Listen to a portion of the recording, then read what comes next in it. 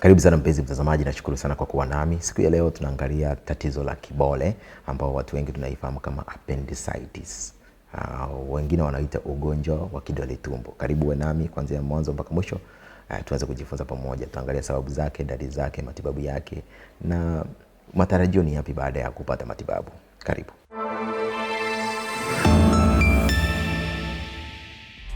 Kibole ambao pia watu wengine wanaita appendicitis ni uvimbe wa kidole tumbo ambayo kwa Kiingereza tunaita appendix. Unasababishwa na maambukizi. Kidole tumbo ni kiungo kidogo kinachoonekana kama kidole kilichopachikwa kwenye sehemu ya mwanzo ya utumbo mpana, tunaita appendix. Kidole tumbo kiko tumboni upande wa chini kulia. Kazi yake bado haijulikani. Kidole tumbo kikiziba kinasababisha ugonjwa ambao tunaita ugonjwa wa kibole, appendicitis. Kidole tumbo kikiziba, ute unajaa pale ndani ya ule uwazi wake, na kwa sababu hiyo unaweka mazingira mazuri ya bakteria wanaoishi hapo kuongezeka na kusababisha kivimbe au kupata maambukizi. Zipo sababu kadhaa za kuviziba kwa kidole tumbo. Cha kwanza ni kinyesi, vimelea au uvimbe wote ambao unakuwa uko katika eneo lile. Lakini pia magonjwa na maambukizi kwenye mfumo wa kumeng'enya chakula pia yanaweza kusababisha kuziba kwa kidole tumbo. Lakini pia ukipata jeraha tumboni inaweza kusababisha kidole tumbo kikavimba na kusababisha ugonjwa wa kibole. Kama tatizo la kibole halitashughulikiwa mapema, kidole tumbo kitaendelea kuvimba na mwishowe kitapasuka na kusambaza maambukizi kwenye tumbo lote. Kwa hiyo mtu yeyote anaweza kupata ugonjwa wa kibole au kidole tumbo, lakini vijana ambao wana umri kati ya miaka 10 mpaka 30 wanakuwa na uwezekano mkubwa wa kuipata. Appendicitis ni ugonjwa unaoongoza kwa kuwafanya watu wapate upasuaji ule wa dharura wa tumbo kuliko sababu nyingine yoyote. Dalili kuu kwa mtu mwenye hili tatizo ni maumivu ya tumbo. Watu wengi wenye shida hii huwa na dalili mahususi zinazoweza kutambuliwa na daktari kwa urahisi. Dalili kuu ya kidole tumbo ni maumivu ya tumbo, maumivu makali ya ghafla, yanaanzia karibu na kitovu na kisha yanaelekea upande wa chini kulia mwa tumbo.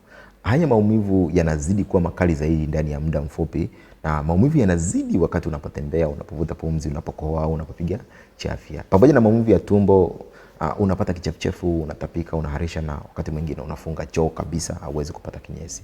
Kama unavyoona, dalili hizi za ugonjwa wa kibole zinafanana kwa kiasi kikubwa na dalili zinazoweza kusababishwa na magonjwa mengine. Kwa hiyo ni daktari pekee ndiye anayeweza kutofautisha na kutambua sababu ya dalili zako. Kwa hiyo kama unaona dalili kama hizi, ni vizuri kumwona daktari, atakufanyia utambuzi na baadaye atakupatia matibabu ambayo ni sahihi.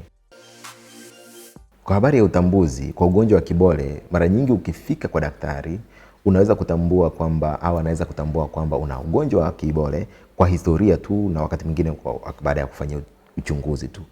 Daktari atakuuliza maswali kadhaa kujua maumivu yako ya tumbo yalianza muda gani, yalianzia wapi na ukali wake ukoje, na baadaye atakufanyia uchunguzi tumboni. Sasa daktari kama anaona kwamba inahitajika, anaweza kuagiza vipimo vya damu, mkojo, vipimo vya picha kama vile ultrasound, sometimes anaweza kaagiza x-ray ya kifua, CT scan ili kuangalia huko ndani kuna nini.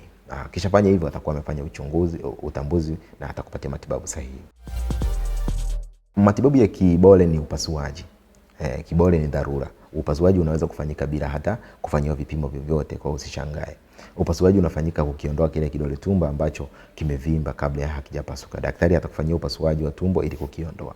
Sasa baada ya upasuaji utapatiwa dawa za maumivu na atakupatia pia na antibiotiki ili kuzuia maambukizi zaidi, na utaruhusiwa kukaa wodini kwa muda kadhaa ili uweze kupona. Wagonjwa wengi wanapata nafuu baada ya upasuaji na kurejea kwenye shughuli zao za kila siku bila matatizo yoyote. Lakini kama mgonjwa akichelewa kufanyiwa upasuaji na kibole kikapasukia mle ndani ya tumbo, inaweza kuchukua muda mrefu zaidi kupona, na ina maana ukachukua muda mrefu zaidi ukiwa hospitalini. Kwa watu wazima inachukua kama siku 10 mpaka 28 kupona. Kwa watoto wadogo ambao umri wao ni wa miaka kama 10 hivi, wanapona baada ya wiki 3 tu. Kwa hiyo watu wengi wanapona, kwa hiyo nenda kapate matibabu. Kazi yetu ni kuwaunganisha wagonjwa kutoka Tanzania kupata matibabu India, South Africa, Uturuki na USA kwa urahisi kabisa. Tutakuunganisha.